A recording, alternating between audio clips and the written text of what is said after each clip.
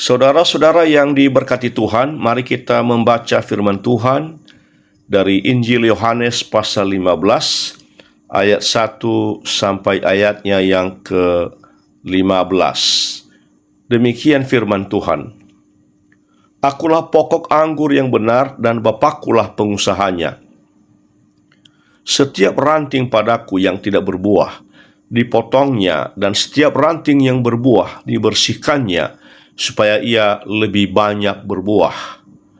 Kamu memang sudah bersih karena firman yang telah kukatakan kepadamu. Tinggallah di dalam aku dan aku di dalam kamu. Sama seperti ranting tidak dapat berbuah dari dirinya sendiri kalau ia tidak tinggal pada pokok anggur, demikian juga kamu tidak berbuah jikalau kamu tidak tinggal di dalam aku. Akulah pokok anggur dan kamulah ranting-rantingnya. Barang siapa tinggal di dalam aku dan aku di dalam dia, ia berbuah banyak, sebab di luar aku kamu tidak dapat berbuat apa-apa.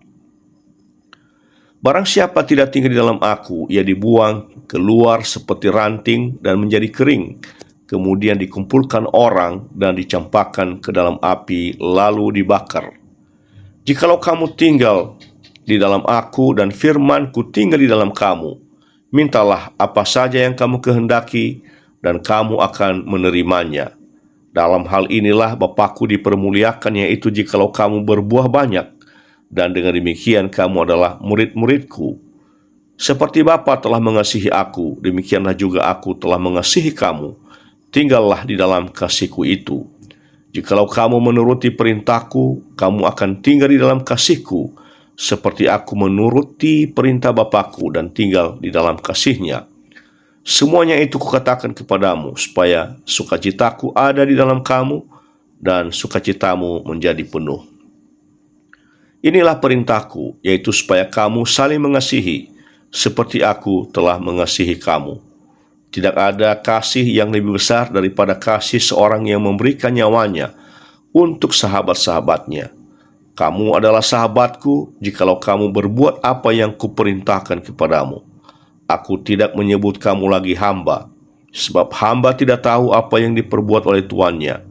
Tetapi aku menyebut kamu sahabat, karena aku telah memberitahukan kepada kamu segala sesuatu yang telah kudengar dari Bapa-Ku. Saudara-saudara yang diberkati Tuhan, saya tidak tahu persis apa yang ada di dalam pikiran Anda, dalam kesendirian Anda. Saudara pernahkah bertanya dalam hati, Tuhan, apa yang Engkau rancangkan dalam hidupku?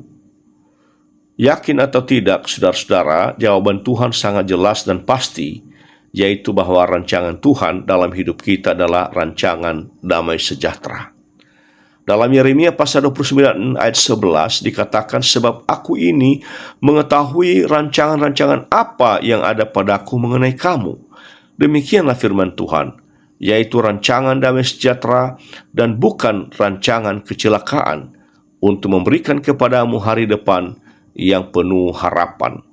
Tuhan rindu saudara-saudara supaya kita semua sukses, supaya kita semua sehat, supaya kita semua bahagia, supaya kita semua damai, ada ketentraman, dan lain sebagainya. Tetapi jangan lupa bahwa ada satu hal yang lebih Tuhan rindukan dalam hidup kita, yang sangat menyenangkan hatinya, yaitu supaya kita semua berbuah lebih lebat dalam kerajaan-Nya. Tuhan tidak hanya menginginkan kita berbuah, tetapi firman Tuhan ini mengatakan bahwa Tuhan menghendaki kita, menginginkan kita berbuah lebih lebat. Kata berbuah banyak dalam ayat 5 dalam bahasa Yunaninya adalah karpos polus, artinya berbuah lebih lebat.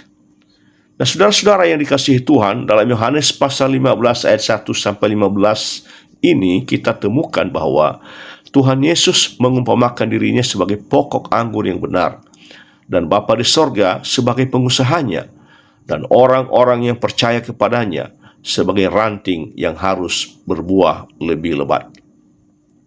Saudara-saudara, hal berbuah lebih lebat ini ditekankan oleh Rasul Paulus dalam Filipi pasal 1 ayat 22 yang mengatakan, tetapi jika aku harus hidup di dunia ini, itu berarti bagiku bekerja memberi buah.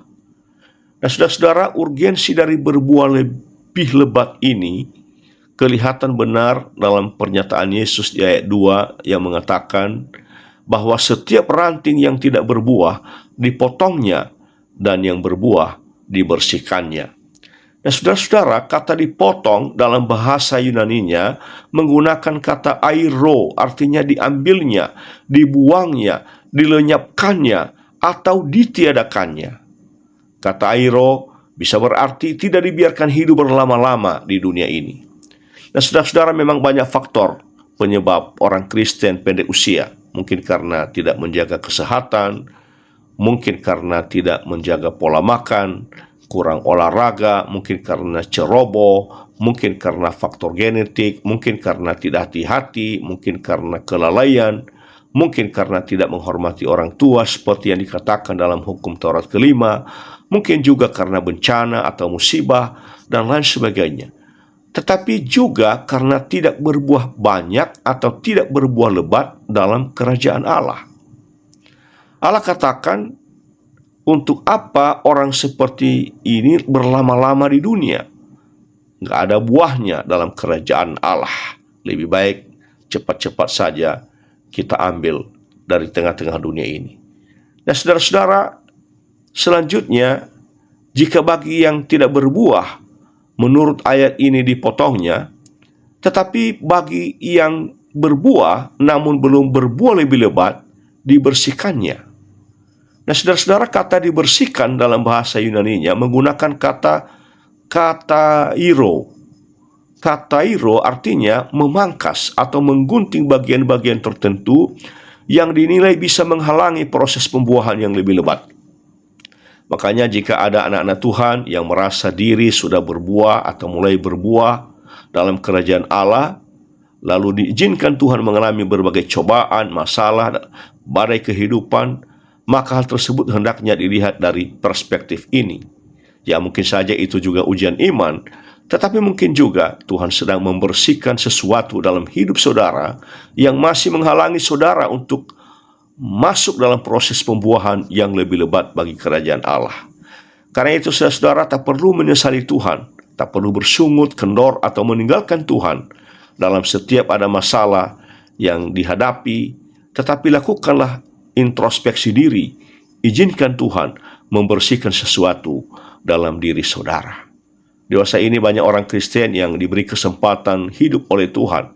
Ada yang sukses dalam dunia bisnis, diberi perawakan yang baik oleh Tuhan, mengecap pendidikan tinggi, tetapi belum menghasilkan buah apa-apa dalam kerajaan Allah. Hidup mereka lebih banyak dihancurkan untuk hal-hal duniawi yang tidak berarti dan tidak bermanfaat, baik bagi diri sendiri, bagi keluarga, bagi masyarakat, dan lebih-lebih bagi kerajaan Allah. Karena itu, saudara-saudara, mari bagi kita yang sudah berbuah, kita terus berusaha untuk berbuah lebih lebat, berbuah lebih banyak dalam kerajaan Allah. Kita harus tetap tinggal di dalam Kristus. Buah yang Tuhan kehendaki kita miliki bisa saja buah Roh Kudus, yaitu kasih, sukacita, damai sejahtera, kesabaran, kemurahan, kebaikan, kesetiaan, kelemah lembutan, dan penguasaan diri, sebagaimana disebutkan dalam Galatia pasal 5 ayat 22-23. Tetapi juga jiwa-jiwa yang tersesat, jiwa-jiwa yang terhilang, saudara bawa mereka kepada Tuhan Yesus Kristus. Tetapi buah di sini juga bisa berarti berbagai dukungan saudara dalam mengembangkan kerajaan Allah. Kiranya firman Tuhan ini memberkati kita semuanya. Amin.